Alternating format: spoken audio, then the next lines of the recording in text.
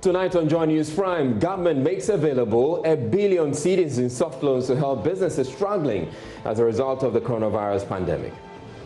Selected participating banks will provide negotiated counterpart funding to the tune of 400 million cedis, making in all 1 billion cedis for disbursement under this business support scheme.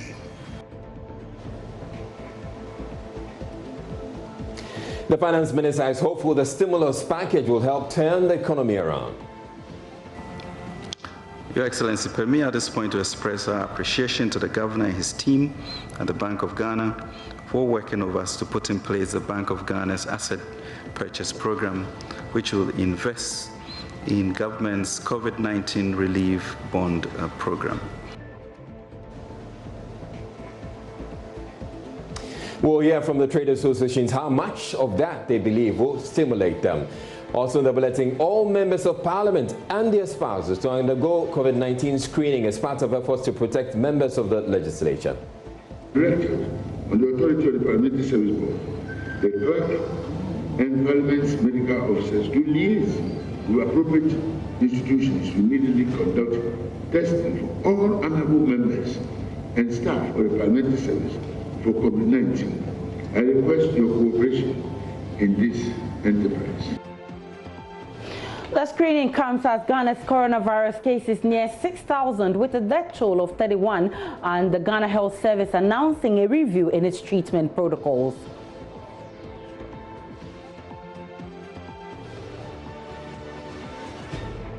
Any comorbidity, a condition like hypertension, etc., you will not be managed at home, you will not be managed at an isolation center, you'll be sent to the treatment center until you are fully recovered. The service also says the Tama fish processing factory, where one person is said to have infected hundreds of workers, has been given the all clear to resume operations after instituting some workplace protocols.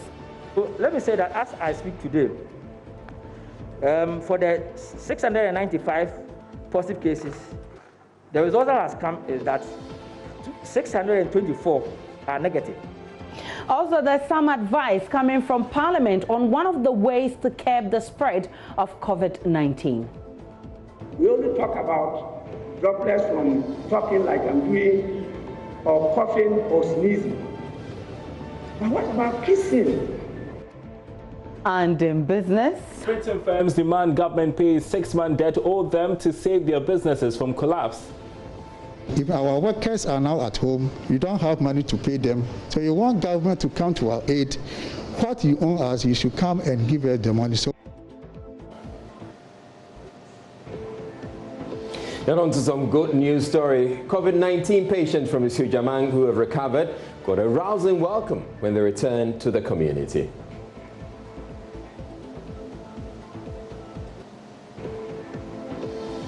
Certainly nothing like the stigma that others have been subjected to. I'm Israel I, and remember, Joy News Prime is live on digital terrestrial TV because we're free to air.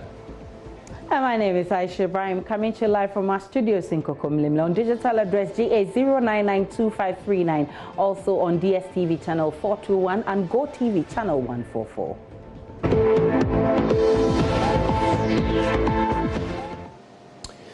And in our first story, Ghana's COVID-19 case count is now less than 100 cases shy of 6,000. This was after 183 more cases were added on Tuesday. There were 2 more deaths, taking the death toll to 31. As it stands now, there are 5,918 confirmed cases and 1,754 recoveries. Now, persons with underlying health conditions such as diabetes and hypertension who contract COVID-19 will now be subjected to institutional care so they can be properly managed. This follows a review of the treatment protocols after autopsies conducted on some of the people who died of the disease revealed a significant number of them could have been saved if their comorbidities had been vigorously treated. At Tuesday's COVID-19 briefing at the Ministry of Information, the Ghana Health Service also announced the Tema Fish Processing Company, where hundreds of staff caught the virus, has been given the all-clear to resume operations after management puts in place protocols to avoid a recurrence. Matilda Gavi was at that news conference for Joy News.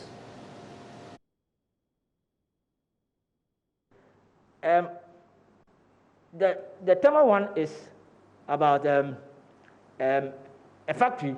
It's a fixed processing factory that had an employee who presented with respiratory symptoms and was actually seen by the clinic in the facility.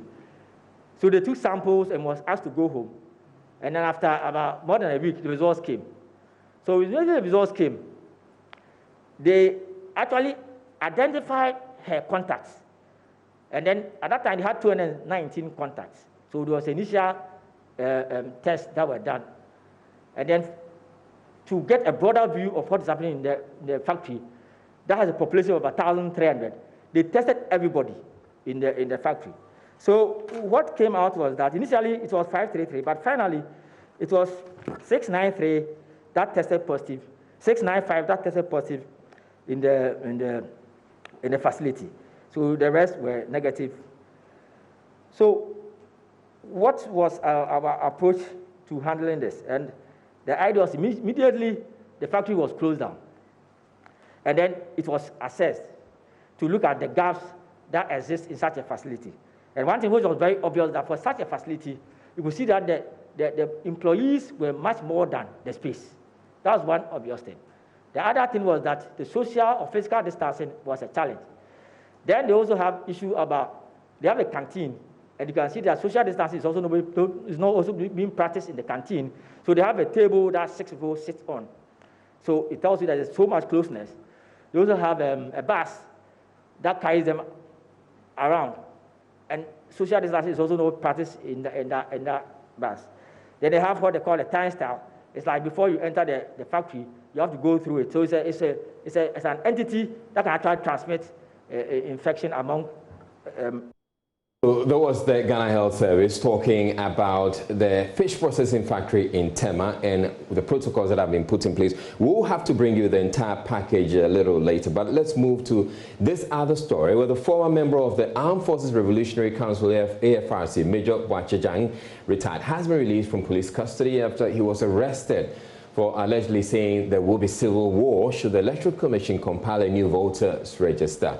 PRO for the Criminal Investigations Department, DSP Juliana Obeng, tells Joy News Mr. Boachie arrest was to allow him clarify the comment he made on an Accra-based radio station. She says a retired major has been charged with offensive conduct, and she also responds to calls for the arrest of Deputy Secretary of the NDC, Nanobi Boahim, for making similar comments. Let's hear her.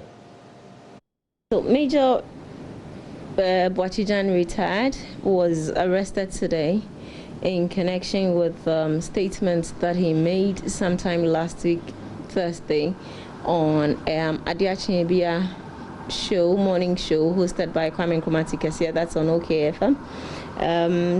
When he was arrested, it was just for him to clarify the issues or the statements that he made on the morning show that was last week, Thursday.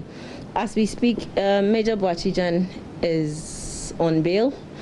When he was picked up today, his statement was taken, and he was cautioned on offensive conduct conducive to the breaches of the peace. That's Section 207 of the Criminal Offences Act.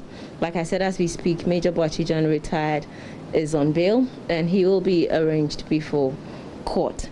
The other question is battling with statements that has been made by an NPP Deputy General Secretary, and for that one, administration makes me understand that we have initiated steps to investigate that statement as well, and of course, in due process, we would come out to tell the public what has been done or what has not been done. All right, and there's another release also coming from the CID, police CID, and I'd like to share that with you. And that has to do with the arrest of suspect Bishop Daniel Obinim. It reads the Criminal Investigations Department on Tuesday, May 19, 2020, arrested suspect Bishop Daniel Obinim, head pastor of International God's Way Church. Bishop Daniel Obinim was arrested on warrant of arrest issued by court. He has been charged with the offenses of publication of false news and forgery of documents contrary to sections 208 and 159 of the Criminal and Other Offences Act 1960, Act 29, respectively. The suspect is also under investigation for other offenses leveled against him. Bishop Obinim was sent to Magistrate Court, Accra, and has been granted bail to the sum of 100,000 Ghana cedis with 3 sureties, 1 person to be justified and to reappear before court on June 1, 2020. The CID administration, however, entreats the public to disregard the video circulating on social media on the arrest of Bishop Daniel Obinim. The video has no relation with the suspect's arrest on Tuesday, May 19, 2020, and is signed by Ms. Juliana Obeng, Deputy Superintendent of Police and the Head of Public Affairs of Police CID. There's been some rumor for a while now, but now, as you know, the police has just confirmed that they have indeed arrested Bishop Daniel Obinim. But moving on to the stories, government has made available 1 billion cedis for businesses to access under the coronavirus alleviation program. With a 1-year moratorium, a 2-year repayment plan, businesses with a minimum of 99 employees are eligible for funding beginning Wednesday, that's tomorrow. The Finance Minister last month got approval of Parliament to make the soft loans available to businesses crippled by the devastating effects of the coronavirus pandemic. At the Jubilee House Tuesday morning, President Akufo-Addo launched the Adom and Enidaso loan schemes to be managed by the National Board for Small-Scale Industries. Players in agro-business, hospitality, tourism, education and others are eligible for funding. He charged the board to be guided by transparency and accountability in the disbursement of the money. Selected participating banks will provide negotiated counterpart funding to the tune of 400 million cedis, making in all 1 billion cedis for disbursement under this business support scheme. It is anticipated that the entire scheme will attract some 180 beneficiaries across the country. The allocation of funds under the scheme, which shall be managed by the National Board for Small-Scale Industries, NBSSI, the public agency is mandated to promote and strengthen MSMEs in Ghana, will be supervised by a loans committee composed of 1 representative each of the Ministries of Finance and Trade and Industry, a representative of the NBSSI, and a representative of the participating banks. The well-known audit firm KPMG will act as technical advisor. There is also good news for small businesses with less than 99 employees. Executive Director of the National Board for Small-Scale Industries, Koshi Yankee Ayer, said the board is open to all who need assistance. The target beneficiaries of these loans are the micro, small, and medium-scale enterprises, where micro, for the purposes of labor, is 1 to 5 employees, small is from 6 to 29 employees, medium is from 30 to 99 employees. MSMEs that have been negatively impacted by the COVID-19. Those MSMEs that produce goods and items and services that will support the fight against COVID-19. The formal and informal sector, a sector so dear to your heart. The cottage industries across the length and breadth of the nation. The barbers and hairdressers, the caterers, the food vendors, the processors, the private schools, amongst many others, are eligible. Those who are large businesses under this scheme are not eligible. The 2 products that have been developed are the Adom Microsoft Loans and Inidaso Soft Loans. Loans named after what we seek, blessings at a time like this, and hope for a better future, which we believe these loans will provide for the good people of Ghana. The global economy is expected to witness a negative growth this year, primarily due to the coronavirus pandemic. Here in Ghana, the Finance Ministry has revised Ghana's projected growth rate from 6.8% to 1.5% this year. Sector Minister Ken Ofori-Atta is counting on interventions like the stimulus package to revive the economy. The 600 million relief fund from government will be administered to eligible businesses through NBSSI, National Board for Small-Scale Industries. A cap is expected to provide maximum result in alleviating the impact of the coronavirus pandemic, with a focus on protecting against job losses, protecting livelihoods, and support micro, small, and medium-scale enterprises. It's also intended to shore up production for export and import substitution and to create a guarantee and fair slot instrument through the banking system.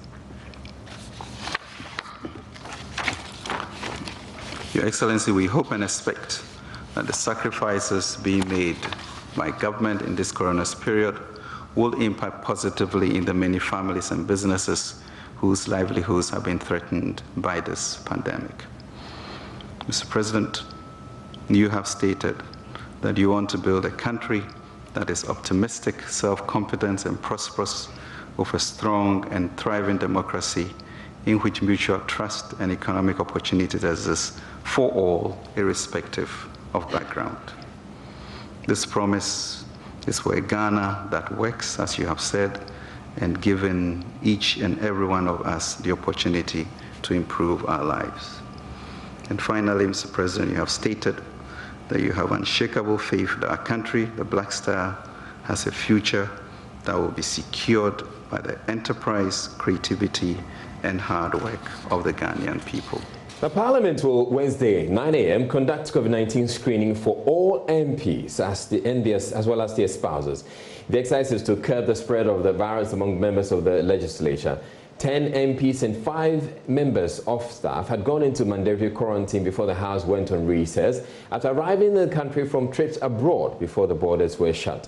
Delivering his opening remarks for the second meeting of this session, the Speaker assured every necessary steps will be taken to protect MPs. I have directed on the authority of the Parliamentary Service Board, the clerk and Parliament's medical officers to liaise with appropriate institutions to immediately conduct testing for all honorable members and staff of the Parliamentary Service for COVID-19. I request your cooperation in this enterprise. May I use the occasion to express the admiration of the House to all frontline staff of the Ghana Health Service and how what they've demonstrated and continue to demonstrate unwavering commitment to the fight against COVID-19 in our dear country. As we commence work for the meeting, may I request of honorable members to continue to give up on their best and be punctual to all official engagements of the House. I fervently pray the great provider will generously endow us with divine direction, good health, fraternal love, and above all, peace of mind to go about our work. Let us demonstrate in every way that we are ready to work like soldiers at war for Mother Ghana. First Deputy Speaker Jose Owusu, after the Speaker's directive, read a notice to announce right before the House adjourned sitting that the testing was going to be carried out Wednesday. COVID-19 testing for honorable MPs. Date, tomorrow, Wednesday, 20th May, 2020. Time, 9 a.m. Venue, the foyer. COVID-19 testing for staff of Parliament. Date, 20th May 2020. Time, 9 a.m. Venue, Parliament Clinic. Please note the 2 locations. Staff get to the clinic, members are at the foyer.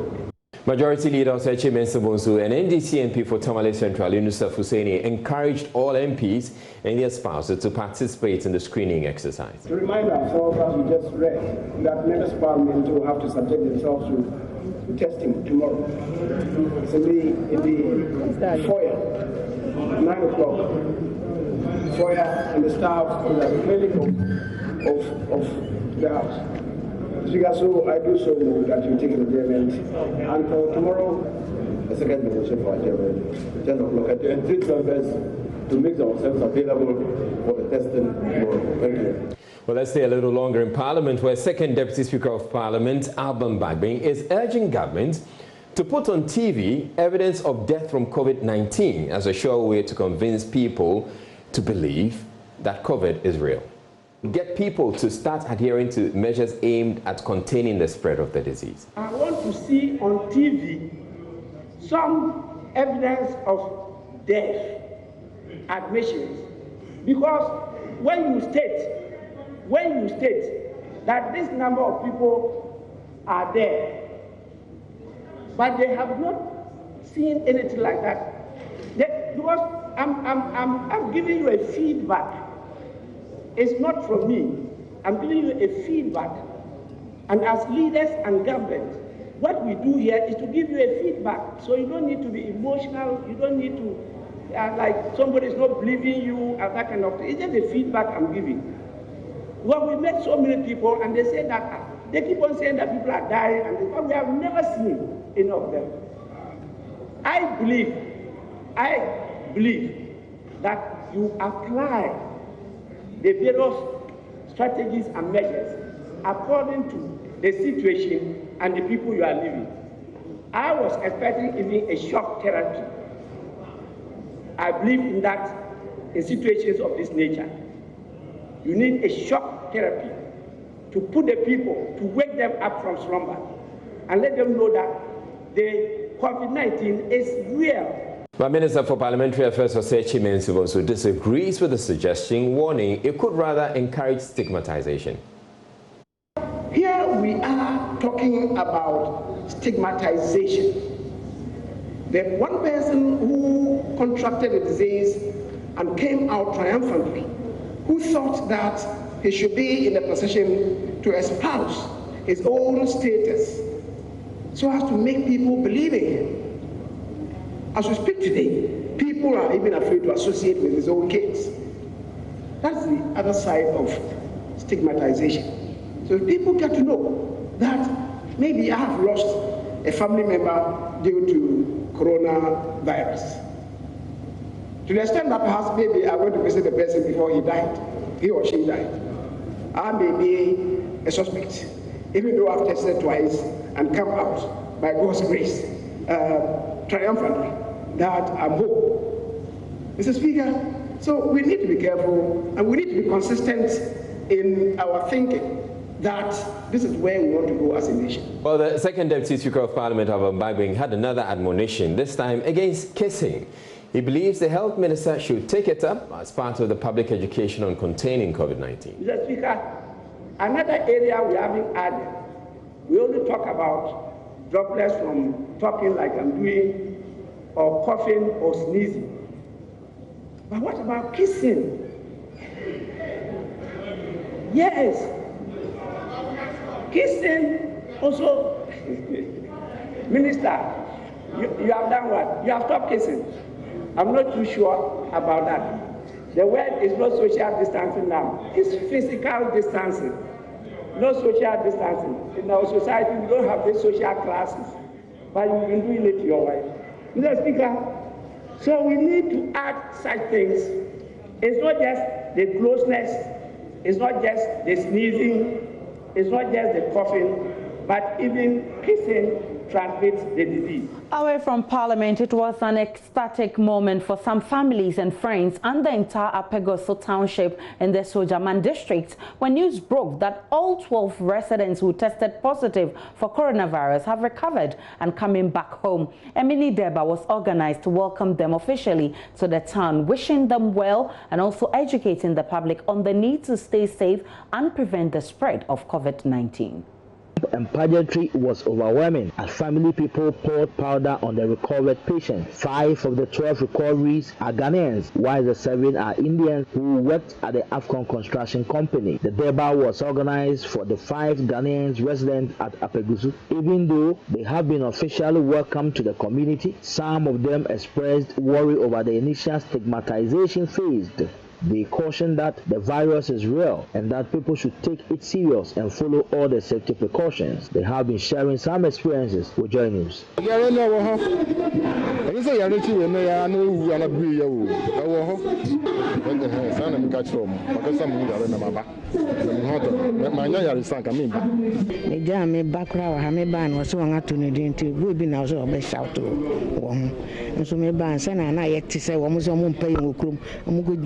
information kasa problem naba nti mo amoya ahemfo ne hema no eba no mbe kama na atoso na chi no ma frɛ na mo se man ne yare na aba no ye ne sen na yesa wo ko gina information ikeka se wo mpa wo kuro ma se ne se na mo pa kire sen ye kuro mani won ha me gina yi won se me she me de me yere ne me nyina ma apem ya mo a former director of the Ghana Ports and Harbour Authority and the new Patriotic Party parliamentary candidate for the Sojaman constituency, Mr. Paul Asare Ansa, presented some bags of rice, crates of eggs, cooking oil, fowl, and undisclosed amounts of money to the recovered as a token for pacification of their soul.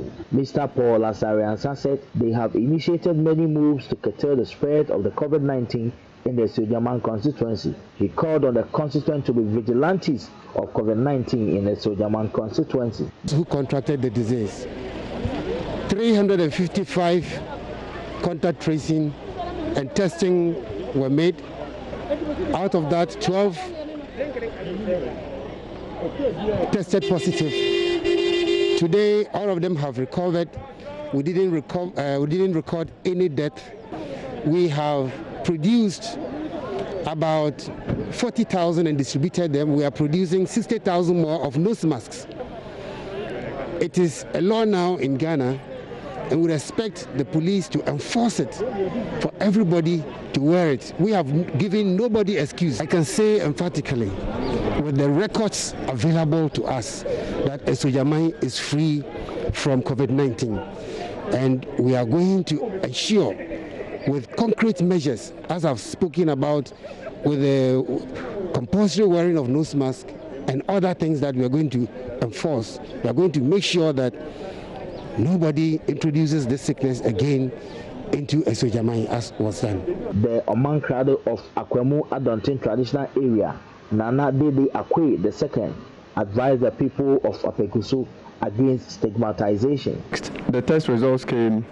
In fact, when you want to travel to the nearby places, it is even difficult to get a vehicle, because once people heard Apekusu has been affected, it's difficult. You stop a car and then no one will stop for you.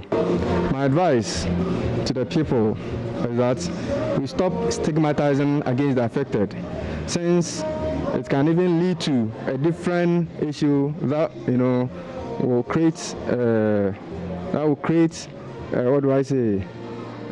different issue altogether. Yeah, so stigmatizing against each other should be avoided. Maxwell Kudeko report for Joy News. And the advice is to stop the stigma. Let's still stick with COVID-19, but this time with persons with underlying health conditions such as diabetes and hypertension, because such people who contract COVID-19 will now be subjected to institutional care so they can be properly managed. This follows a review of the treatment protocols after autopsies conducted on some of the people who died of the disease revealed a significant number of them could have been saved if their comorbidities had been vigorously treated. At Tuesday's COVID-19 briefing at the Ministry of Information, the Ghana Health Service also announced the Tema Fish Processing Company, where hundreds of staff caught the virus, has been given the all clear to resume operations after management put in place protocols to avoid a recurrence. Matilda Gavi was there for Joy News. The review in the treatment protocols, according to the Director General of the Ghana Health Service, Dr. Patrick Abwaje, was mainly because of what the experts discovered from the autopsies. The treatment protocol is that anybody who comes to the hospital is treated holistically.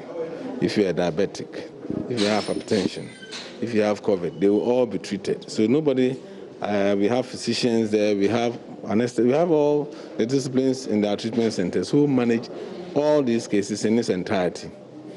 So the protocol remains. The only thing that we have incorporated is that previously, those who had no symptoms will be managed at home. But now, if you have any comorbidity, a condition like hypertension, etc., you will not be managed at home, you will not be managed at an isolation center, you'll be sent to the treatment center until you are fully recovered. That's the only thing that has changed. But we have always treated all the complications, whatever condition you bring, have been part of our protocol. How many of these active cases are currently at institutional care and then also at homes?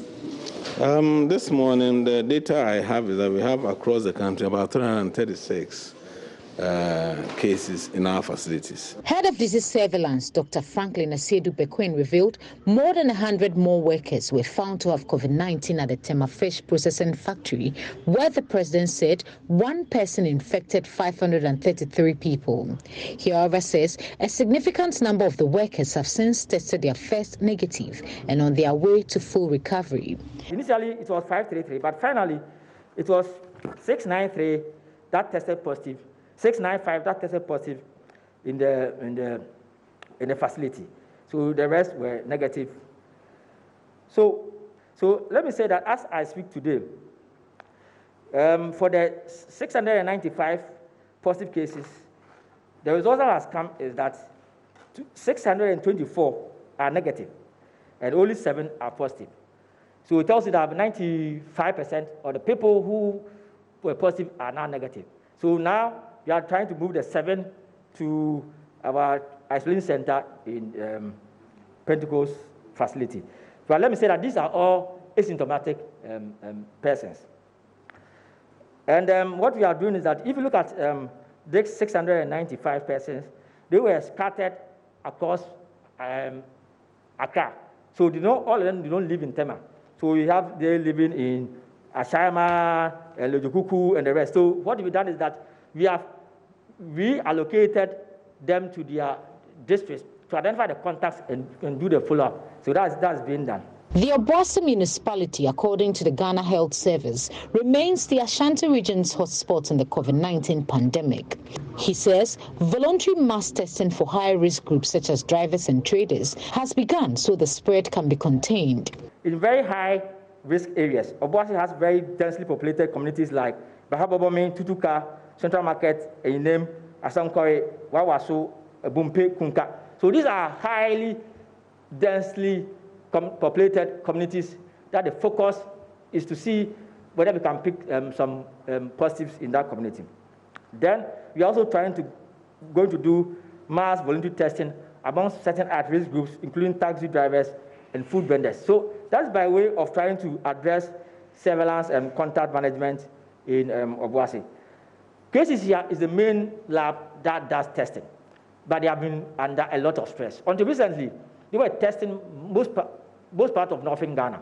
So you can see that accounted for the backload, that accounted for we somehow missing this magnitude of a disease burden.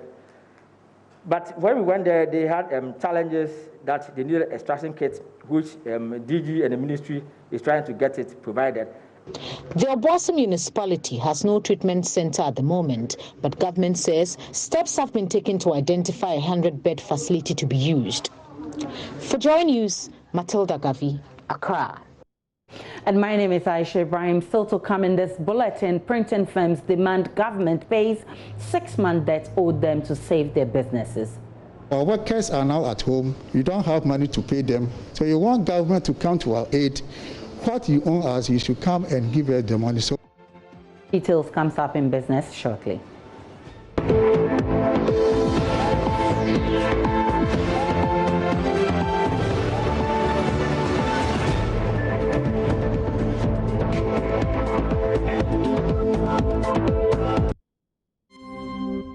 And it's time now for business. Daryl Kwao has the very latest from that world. Hi, Daryl. Thanks, Aisha. Let's take it away. Well, our first story. 12 printing firms across the country are demanding government pays a 6-month debt owed them to save their businesses. Many of the print houses have folded up due to the closure of schools following restrictions on social gatherings in a bid to curb the spread of COVID-19. Owners say their woes have been compounded by government's failure to pay them for printed examination questions for public schools. Erastus Asaridonko has more. A few months ago, these giant printing machines breathed life into countless jobs that fed the local economy. Today, they sit idle in the absence of weddings, funerals, active academic work in schools, and other events. Amid the gloom, the printers say government has defaulted in paying them for printing end-of-term exam question papers from KG to junior high school. Obin Kufuor echoes the sentiments of his colleagues who are reeling under the impact of COVID-19. Posters, booths for schools, posters for funeral, for wedding, everything has come to a standstill. This paper that you saw here, people brought it, but they have stopped us, so we are no longer working on it. And what we have done already, we are not being paid. December, for instance, we printed exams questions for districts and then municipal education office. As at now, they haven't paid us. Kofi Poku speaks for the print houses owed by government. We have printed questions for the government. We order the districts directors to award the contract to the printers to do the work. We have done the work for 2 terms. The government haven't paid us. Because of that, our business are collapsing because you own our creditors. Now you know, because of the COVID-19, government has suspended everything. If you don't get work from outside to do. Now the schools are also on break. Because of that, we don't get anything job to do. If our workers are now at home, you don't have money to pay them. So you want government to come to our aid. What you owe us, you should come and give us the money so that it can help us to build our business again. If government will bail them out, they will be able to stay afloat and continue to offer employment for the youth here. Reporting for Joy News, Erastus Asaridonko, Kumasi. Meanwhile, small businesses are upbeat following the official launch of the COVID-19 has engaged some of them. Here's laudable initiative, and with 3 weeks of almost no sale, I think this is going to do us good. And looking at the current interest rate that the banks offers, I think that this 5% is really going to do us good. Because if you go to your local bank, it's around 28, above 28%, and I think 5% for a 1-year moratorium and payment of 2 to 3 years, I think is the best that we can get as an SME. We have more business news in the next hour. Up next, Showbiz. And it's time now for Showbiz. Becky is here with the very latest from the Showbiz world. Showbiz world, yes. And I've seen the gospel musician trending. Yes, Patience Nyako. Because of her beef with well, it's not Joe really Mettle. a beef, but she's been reacting to the comments she made about Joe Mettle and all the brouhahas. I don't have any issue with Joe Mettle. And it's my colleague and yet friend, but we bet me she I know him. And you know, me say Obi should come and apologize. I have said nothing wrong. Whatever I said no is true. So Obi bet me about church room ne qualities are what see me at the place Joe Mettle. #1 over all the gospel industry. Maybe I'm meeting me. The only thing made me admit was maybe my voice was a little bit up there, which of course is normal. Obiani de nibufu away because you are going global as a Christian. Does it make you #1? What about people who are singing tree songs? What about them? Are we not winning the same souls? So, please. Now that your voice is down and you're not angry about that statement and we're okay, what do you have to tell Joe Mettle? I was angry, but I did not insult Joe Mettle. I was provoked, but I did not say anything wrong. So, there's nothing to apologize. I know your song, which of Joe Mettle's songs do you know? So that we know that you guys are on the same page. Please, you sing it for me. I sing Bononi. Okay. I know Boneni. Is that a Methodist song or a Pentecostal song?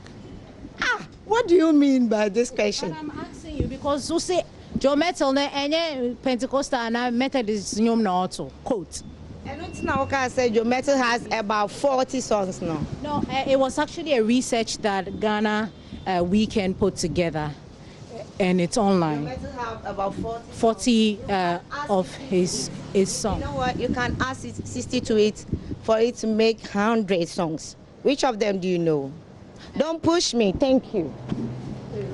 Actually, I didn't push her. Oh my goodness. I promise, I didn't push her. Definitely, you shouldn't. You shouldn't have I didn't pushed. push her, but well, she felt pushed, so. Thank you for bringing us Showbiz. I have 40. You would have to add 60 very soon to make it 100. But that'll be it for Showbiz. Sports comes up next. Thank you for staying with us on Joy News Prime. I'm Gary Al Smith, and this is The Sport.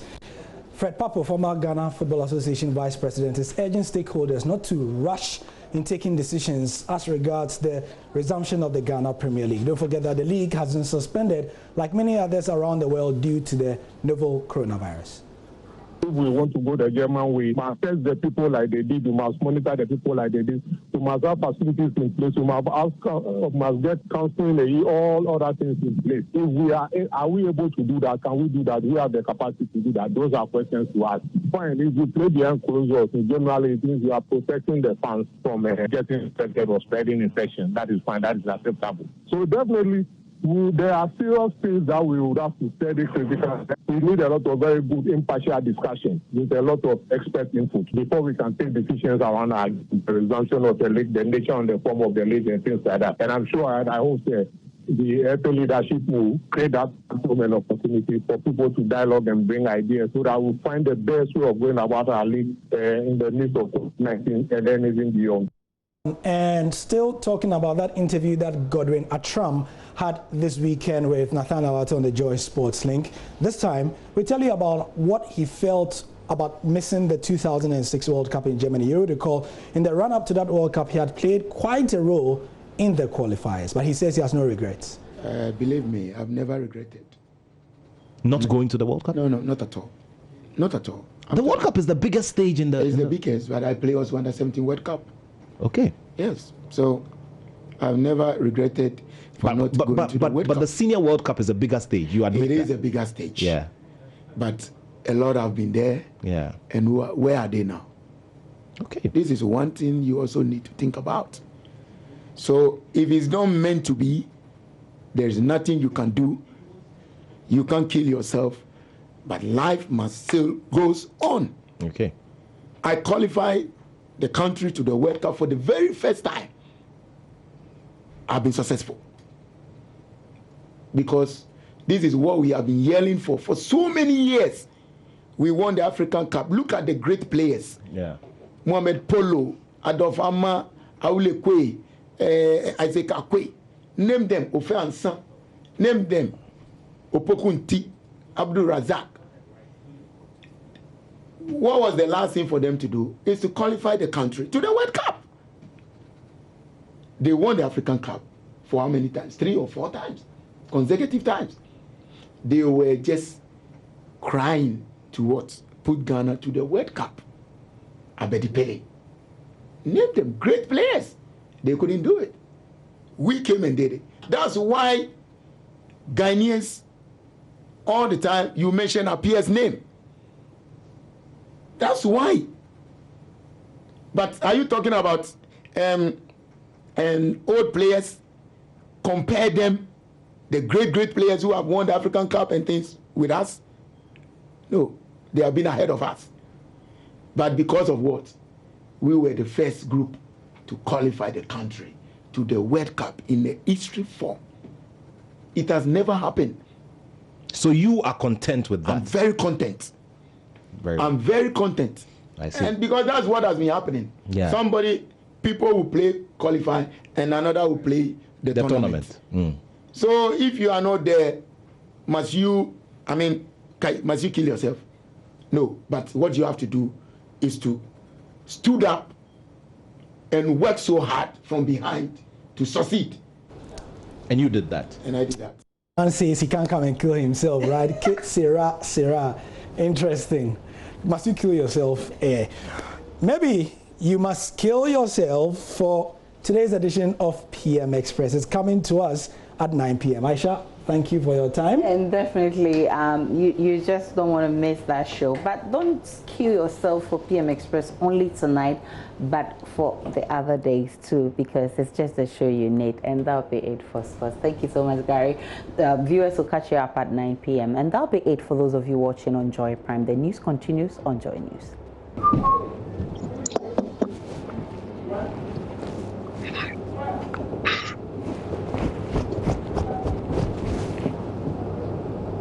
Robert? Yo. You good? Strong as always, sir. Can you count to 5, please, for me? Count to 5. 1, 2, 3, 4, 5. 1, 2, 3, 4, 5. Your sound is fine. 2, 3, 4, Rob, that's okay, Rob. That's okay. That's okay. Right. Camera. That's my first test. Can you see me properly? Proper. All right. So, Robert, let's sign off for me. All right. It's an expensive one, this one. But because of it's you, Gary, and it's on PM Express. So say violent just sitting. Oh, yeah!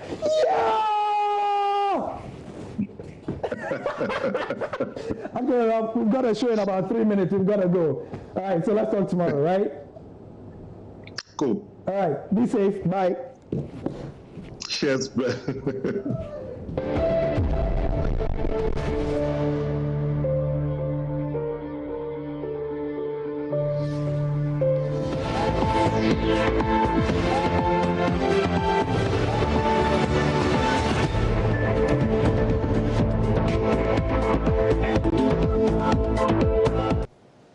Welcome back to Joy News Prime. Now, government is investing 1.5 billion cedis to improving water supply to homes in Ghana.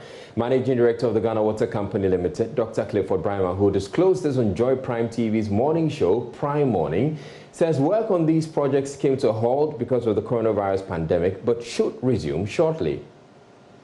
This year, government is investing over $1 billion. If you look at we are supposed to have Pong Phase 2 coming on. Techima is coming on. So all together across the country is over 1.5, almost 1.5, 1.3, 1.5 billion dollars that is coming on. And that is how you can get water supply, because the population will continue to increase. And Ghana is urbanizing. And for that matter, Ghana Water Company operational areas will continue to increase. If you go to a place like Wabenya, for a very long time, they never had water. We have to extend water to them. And where do we get the extra water? Still the same quantity that we are distributing to everybody. So this $1.5 billion investment, yes, was this budgeted for 2020? Yes. So if you take the budget, you see the names of the towns that are supposed to be covered in it. That's what has been actually budgeted for. Now, since it was budgeted this year, we know that there have been some budgetary challenges because of the coronavirus pandemic. Will these investments be affected by the pandemic? I don't think so. These are dedicated funds. And if you talk of COVID, water is also critical in getting the solution. And so I don't think we can do without water. So I don't think it will be affected. No. So which point have we got into? In are we 50% complete? Are we 60%? No, we like if you take Tamale and Damango, had it not been this COVID, we should have cut the short for commencement of work, end of March, but we had to put it on. But we are working. Yesterday I was with my minister to relook at the time that we will do it and the modalities that we would have, because I saw the president commissioning buildings in Kumasi and also in Kumasi cutting the sword. Yeah. Exactly. So once that has happened, it means that the water sector too can continue to get the projects commissioned. Dr. Brima was responding to concerns by residents of Tema and part of Accra who say they have not had water flowing to their homes for a week. They know that they visited some of the affected communities. Water is life. And in the face of the deadly pandemic, this age-old adage has a new meaning. Research by the Center for Disease Control says that persons practicing the recommended hand washing regime religiously are likely to do so at least 10 times a day. Regular baths also ensure safety. But what if there's no water? Safia is a mother of two who makes a living by selling confectionaries a few kilometers from her home at Bechile on the outskirts of Tema. But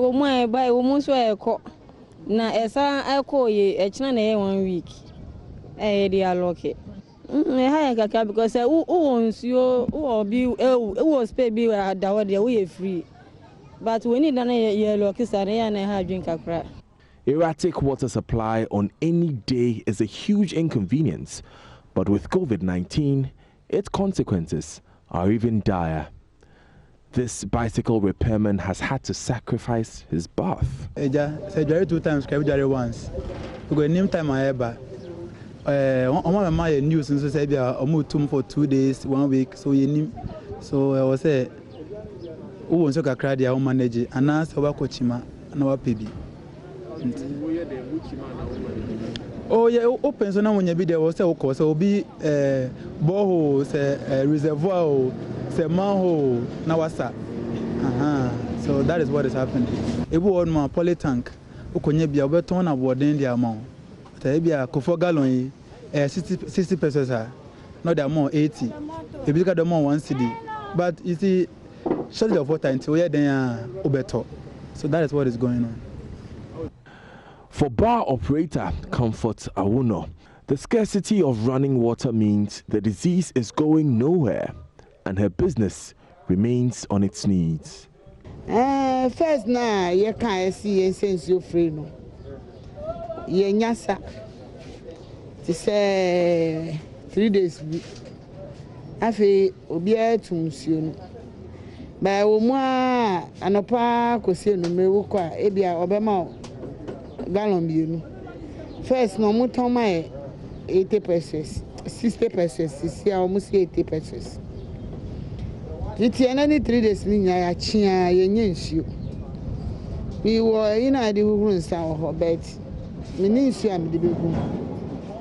Na ya se mi koto piota sachet baako. Mi ni me ba. Odi mienu a egu mi nsa so saa mi so mi wia. Na me di mienu agu no so. Nti si a se ye huhuru nsa no. Ye ntumi huhuru no sa. Nti ye ni na mpa ya na ebosi na me boy ho bai. Na yare ni nkai. Yoko chia sasa enchi be iwu ni nsuo nti ye be kwa akuchi saa yoko chia na enya gallon baako a usu nya kitwe bia na wo di asra awe ye nimpa asembo aye nti mo abe die mo be hu ya mo adaru ma mo mbo aye ni omunto nsuo ni na mo wokru ha omo ya we si ye mbu ni free buy omo ton mai. The Ghana Water Company Limited says supply challenges to Safia's community have been resolved and supply will be restored soon. But given the recent turn of events, they can't help but take the news with a pinch of salt. Daniel Daze, Joy News, Chile. Well, Dr. Brahim has been explaining why the taps have stopped flowing. Once we restored the supply, Bachuna, Sakumono were supposed to receive water when the incident happened. And so from the start, you have to move it to Bachuna and Sakumono before we return to Tema. So some of the places got prolonged challenge or shortage because we have to go around. But I'm sure by now, most of them should be getting water. Well, you say most of them should be. Exactly. But I mean, I visited Bechile yesterday. They don't have water. We've been checking. Exactly, because yesterday it was the Tema Township that was receiving water. Bechile is on the main road coming from Pong. Yes, on exactly. Pong, and that's where it's a turn inward. And sometimes as citizens we need to do things right. This is the same area where we located 2 dams that are suspected to be feeding on Ghana Water Company treated water. That's the same area, actually. But those are criminal activities. Exactly. So those are activities that is the responsibility of the authorities to nip in the bud. Exactly, and it's everybody's responsibility, because Ghana Water Company systems are not such that you can sit in the office and trace where some of these leakages are happening. He also appealed to Ghanaians to store water since supplies from his outfit cannot meet consumers' demand. We have a pipeline running from our production center in Pong to Tema. This pipeline is 42 inches, a very big 1.2 meters wide, and it's almost 50 years old. And this is a steel pipe, so it's rusted, and at some points there are serious leakages. And where it is open, very easy to detect. But where it's not open, the leakage cannot be detected. One of the areas got very serious leakage, and we needed to work on it. And we announced to the customers, the general public, that we're going to work on this pipeline. And for that matter, there will be shortage. When was the announcement made? Oh, so on the 14th of May. Okay. But this is an emergency, so you couldn't predict. And so it came as and when we were going to shut.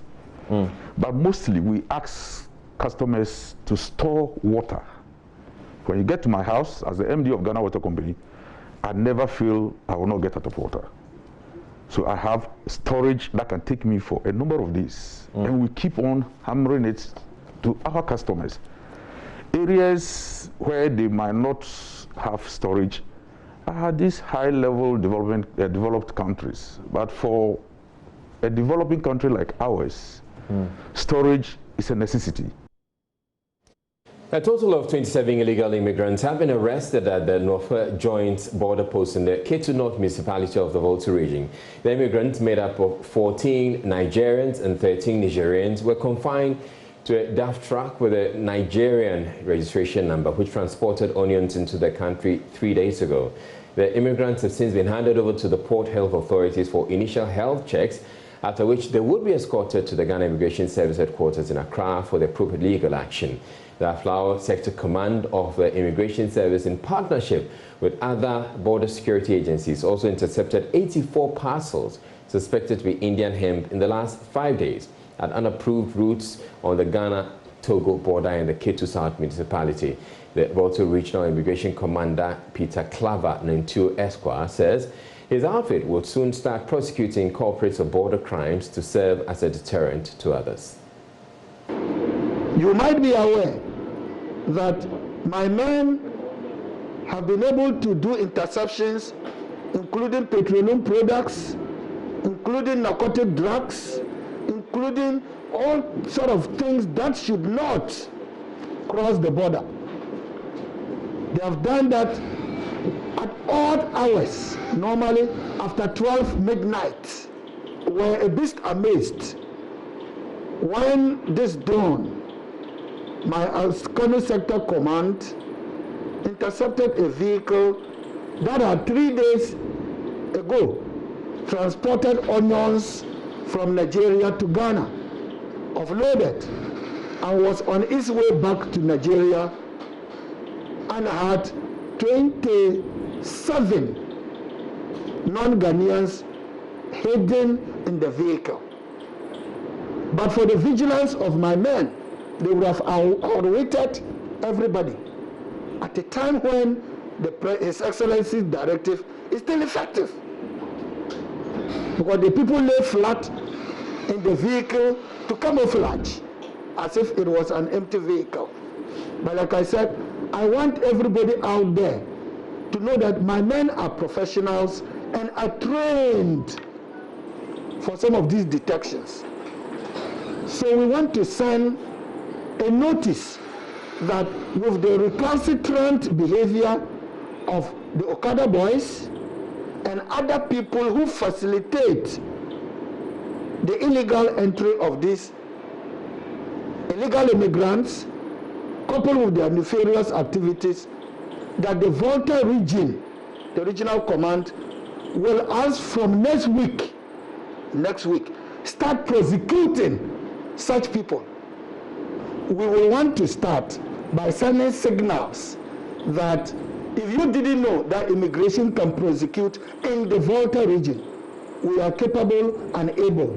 Therefore, those who upon hearing this warning will still want to try are those we shall start with, because that means they are daring us, and we shall let them dare the law and the law courts and not us. 11 suspects have been arrested in connection with last night's robbery at Manso DSA in the Amansia South District of the Ashanti region. The all-male suspects are believed to be linked to the shooting and killing of 3 people, including the driver of the district chief executive for the area. Ashanti Regional Crime Officer ACP Felix Kwesi Cosmos tells my colleague Ohime Nteria of our security desk the arrest of the suspects follows activation of police intelligence after robbery.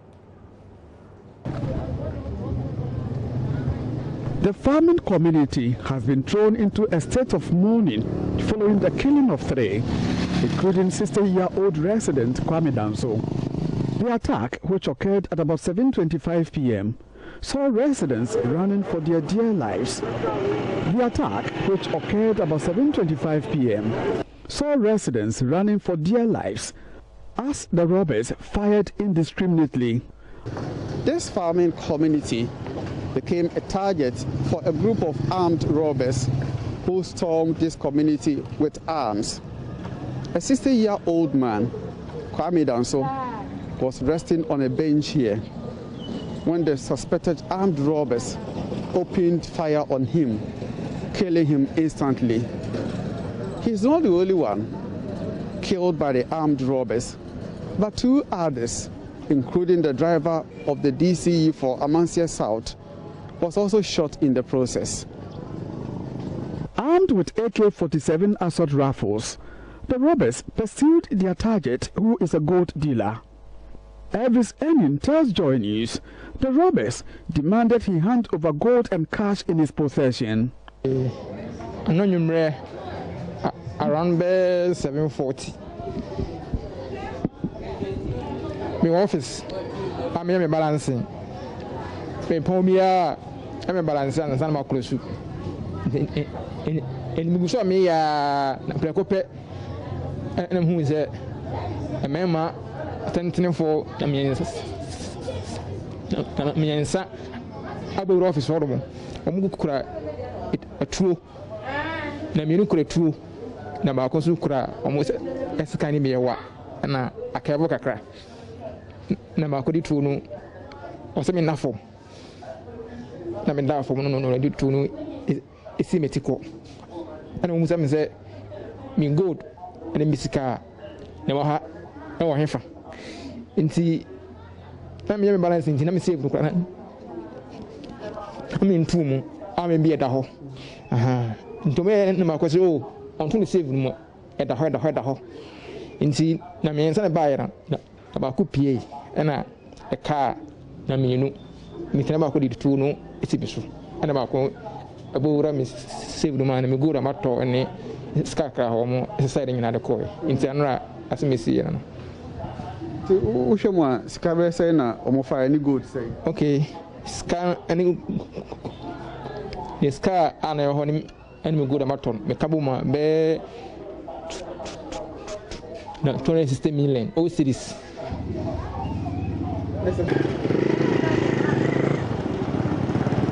A crack police investigations team led by Regional Crime Officer ACP Felix Kwesi Cosmos was deployed to the crime scene to analyze every bit of information, including inspection of the corpse. So far, we have managed the scene.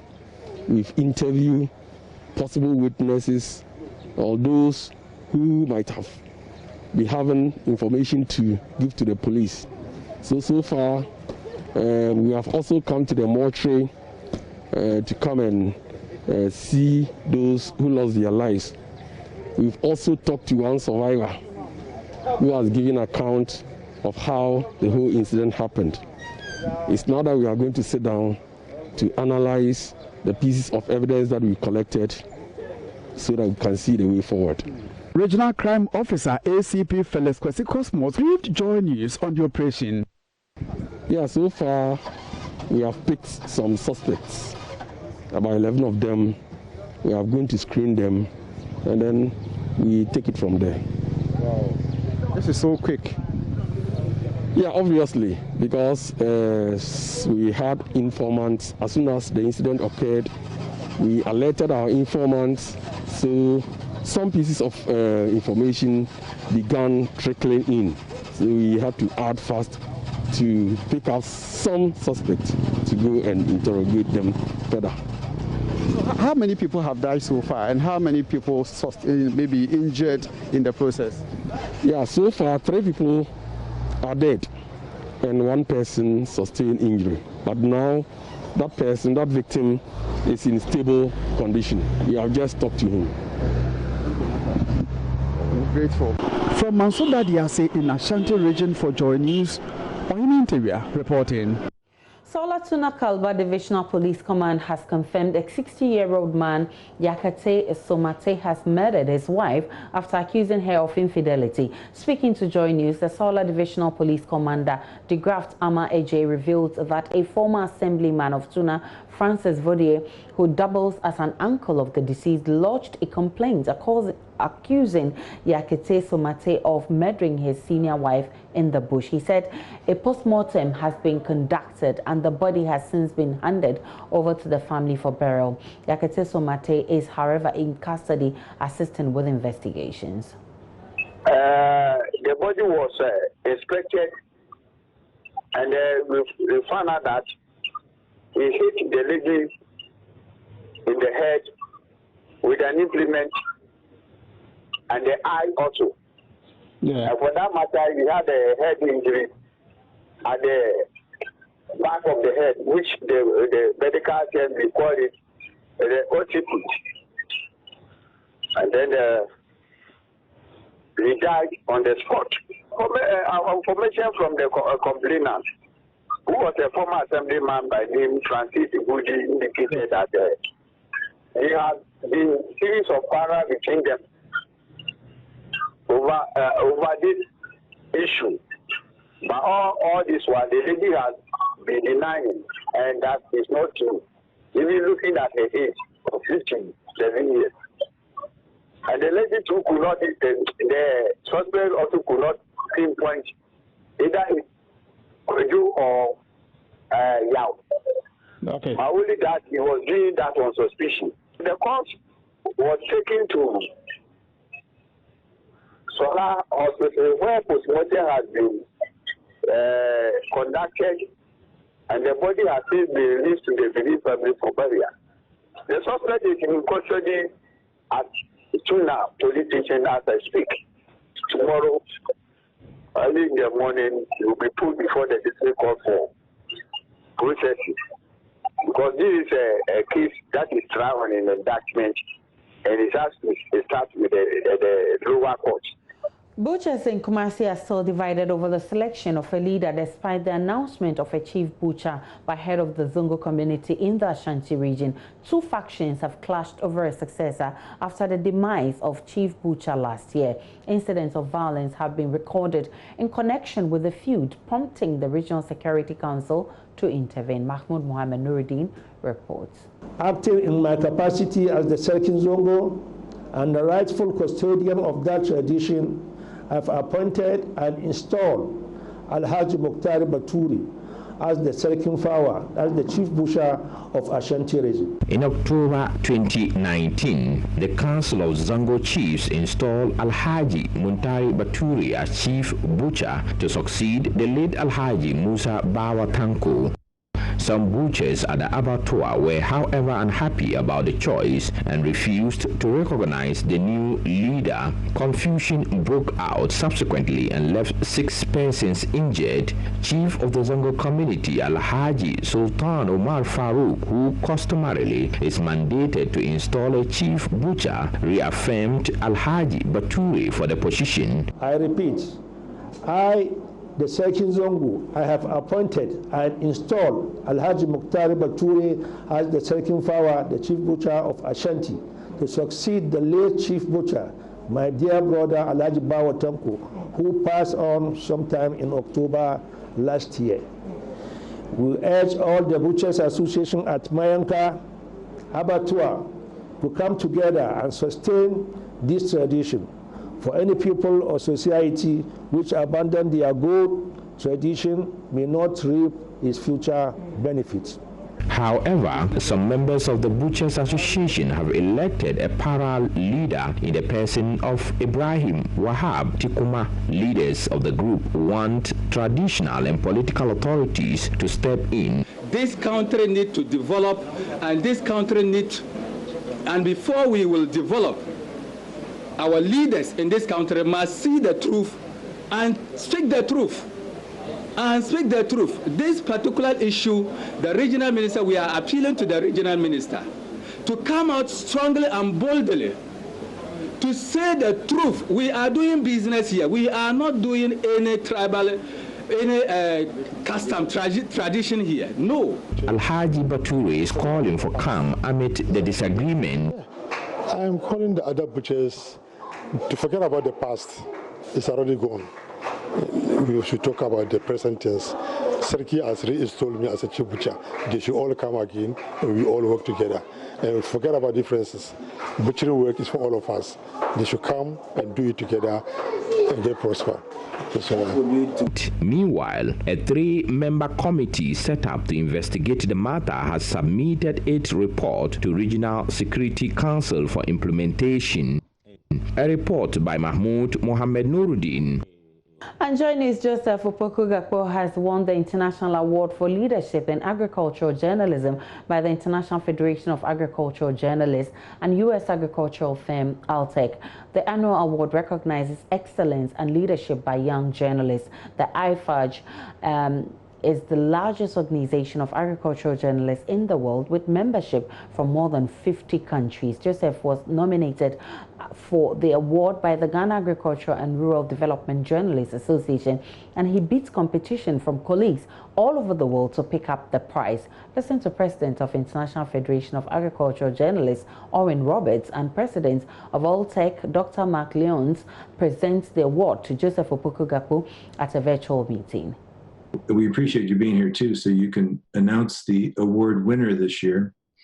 And we know you know him. You got to know him through, again, the support that Alltech has given to this award. So would you please? I feel like we need a drum roll, but we don't have any drums here. So I think that this award, it's been something that is quite special, and I think I think your points around storytelling are very apt. Joseph, it's great to see you again and to be awarding this award to you. And one of the questions I had was, with this new platform, we have a really exciting opportunity, and so I think this is really something that, particularly with the challenges that we face right now. A lot of eyes on Africa and on what we can do there in terms of continuing to develop. So I think Joseph is going to come on and give us some comments. I think if journalists get the things we do right, if we do our job appropriately, we'll be able to do more in eradicating poverty and dealing with the challenges that the world faces and dealing with hardship than all government in the world put together. I'm very much convinced on that, because I've seen how through journalism changes have been made in people's lives and impacts have been made, and people at war have been brought to the negotiation table and all. And so I appreciate any effort on the part of third parties to encourage good journalism and all. And so I'll urge all of you to really keep that going. And so just to finally make the point that I'm really excited that Alltech is taking very keen interest in Africa going forward. I'm grateful for this award. I think it will encourage me to want to do more in terms of agricultural journalism, and I look forward to others picking a cue from this and doing more quality journalism going forward. And congratulations to Joseph Opoku-Gakpo. We're all proud of you. Joy Prime has given some 30 mothers across the country food and sanitary items from Roma Africa Limited. This is part of the station's appreciation to female frontline health workers on the COVID-19 team. Mothers at the Noguchi Memorial Institute, East Municipal Hospital, Kolebuchi Chin Hospital in the Greater Accra region, and others in the facilities in the Ashanti, Eastern, Bono Ahafo, Volta, and Northern regions received bags of rice, cooking oil, and boxes of soap. Hannah Odame has more in the following report. The collaboration was between Multimedia Group Limited and Wilma Africa Limited. Brand lead for food category at Wilma, Dinah Eduasari Dako, explained the rationale for the gesture. For us, women or mothers play a key role in our business. If you look at our range of products, these are home products, and women or mothers have been the core of our business. So in this difficult time, if our media partner Multimedia is doing something to appreciate these mothers who find themselves in the front line fighting this COVID-19, for us, we see no better opportunity to show this loyal customers or to show our core target that we really appreciate them for doing business with us, and also we really appreciate what they are doing in this time. So for us, it was a great opportunity to give back to our customers or our core target. One of the recipients at the Noguchi Memorial Institute, Dr. Evelyn Yaira Boni, said the gifts are a booster for her to keep working harder. My biological children didn't do this, but I have a lot of other children out there. The truth is, I'm still looking for the one who nominated me. I do not know who. So how do you feel about it? I'm excited. I thank God that someone out there thinks I deserve this award. But the feeling is a bit mixed because I do not know who exactly. So that's just the parts. But otherwise, I'm excited, and I thank God for the opportunity to be celebrated. Well, it's a lot of work, and it is tiring. I mean, it's a lot of work, and it is tiring. It's not easy, especially the night shifts are very hectic. But, well, it's something we have to do for God and country. And so I'll tell all other people who have to do this, to do it their best way, give it their best shot, and let's just pray that this too passes soon. Event coordinator at Multimedia, Charles Na, said though the 30 mothers were selected as winners of the Mother's Day promotion, all mothers in the institutions that the winners work in would also receive some of the items. We are celebrating the winners mostly, and then looking at extra reasons to celebrate extra mothers. We are looking at the institutions that have been at the forefront of this fight. The ones such as Noguchi, KCCR, and the likes, Kolebu, and so we are celebrating the mothers there as well. For Joy News, I am Hannah. And we appreciate the efforts you're putting in as frontline health workers. We'll take a break on Joy News Prime. We'll bring you more in business.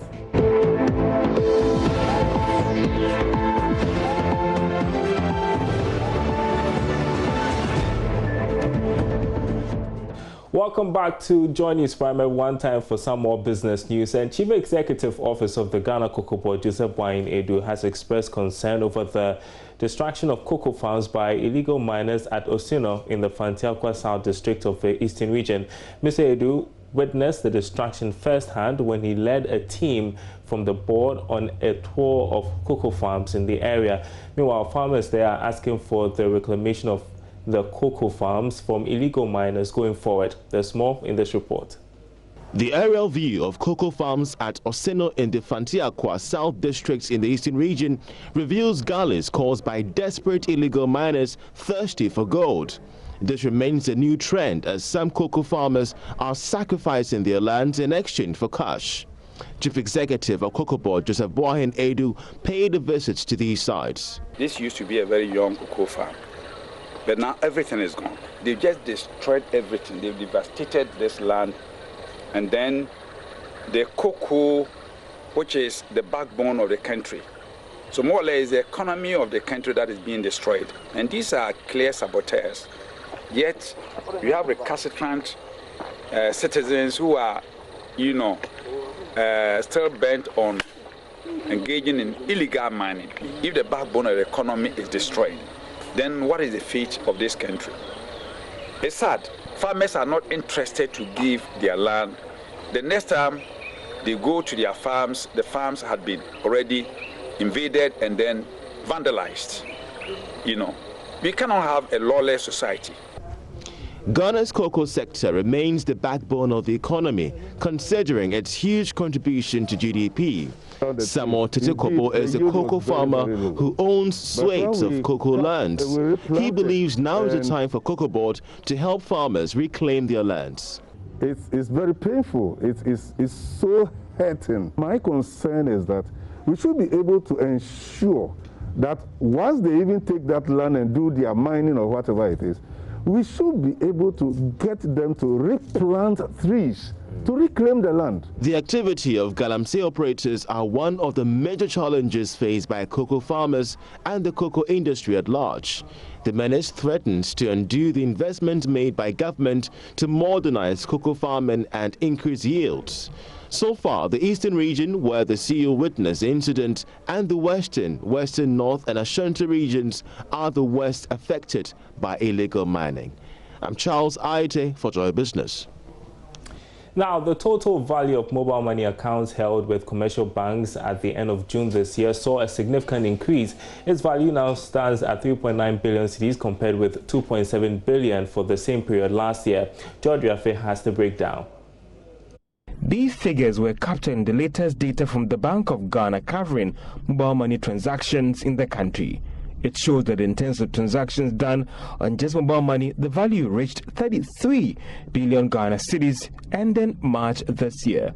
This represents a significant increase compared to 27 billion Ghana cedis recorded in March 2019. The service currently employs about 239,000 persons that have registered with the various telecom operators as agents, up from 189,000 in the same period last year.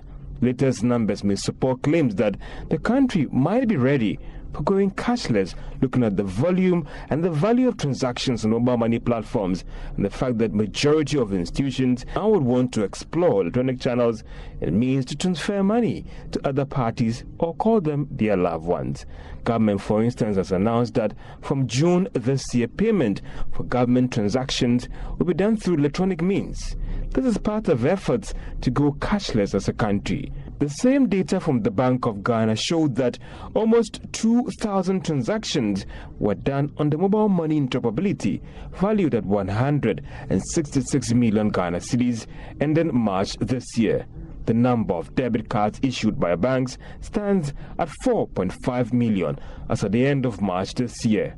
While for many, the numbers may show that the country might be ready for us to move towards an era where little cash is used in the various financial transactions. All right, let's talk about the stimulus package officially launched today, and business owners are being urged to join certified associations to ease up the process of accessing government stimulus package. President of the Automobile Dealers Association of Ghana, Eric Boateng, tells Joy Business only SMEs in good standing will be considered. He spoke to Joy Business after a presentation to the Chief Imam's office. Probably by 25th on this yesterday, they are going to do the launching. Then on the 25th, they will start and disburse the money. But the full assurance we have is, if you are not part of any association or union, from my understanding, it will be very difficult for you to even access that loan. So I'll urge everybody, even so far as I'm a car dealer, I'm urging my people, they should try and then cooperate with other union or association, so that if we are qualified to get a particular package from what the government said, you definitely get yours. This morning, as automobile dealers, we decided to do something for our brother Muslims concerning this Ramadan. By next week, they are going to start their Ramadan. That is the Salah. So as automobile dealers, we decided to do something to help, to support because of the COVID-19. You know, the systems are very difficult now. So we prepare something to, donate to the Muslims so that we can support the other people who are in need of these particular items. So that is why today we are here. 30 bags of rice, each bag contains 5. So assuming 200 people can get each one of them. And then also we have oil and then other things as well. So that is what we are presenting it. Meanwhile, President of the Ghana Union of Traders Association, Dr. Joseph Bing, says the association will ensure that all of its beneficiaries pay back the funds from the stimulus package. We are doing this through the associations.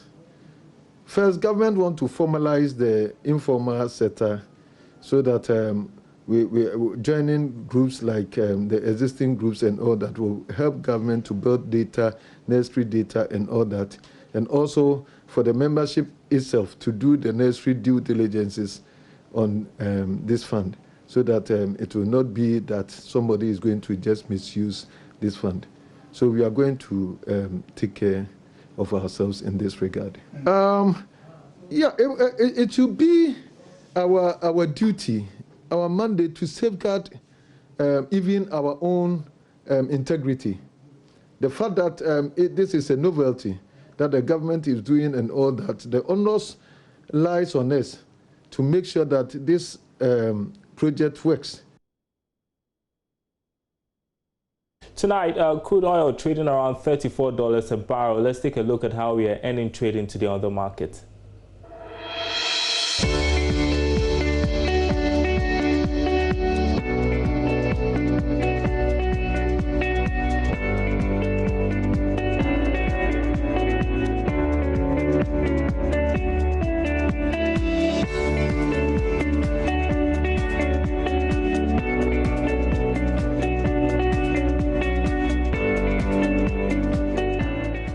More business news on myjoyonline.com/business. There's more sports coming up. Stay tuned.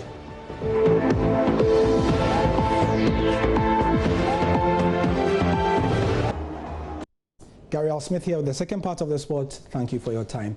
An audit report on the activities of the National Sports Authority and the Ministry for Youth and Sports by the Auditor General, cited by Joy Sports, has revealed that the NSA misapplied monies meant for the fixing of seats at the Baba Yara Stadium. Moses Yeboah has more in this report. The report, which was made available on December 30, 2019, say the NSA misapplied 180,000 cedis 494 of 203,688 meant to fix broken seats at the Baba Yara Stadium when the Ghana Education Service GES used the facility for their inter-college sports competition. The sports umbrella body charged the GES Kumasi an amount of 203,688 cedis to replace broken seats at the stadium during the inter-college sports competition. The amount was paid according to the report, but seats had not been fixed during the audit. NSA had used 180,494 cedis from the amount paid for the 2017 Sports Festival.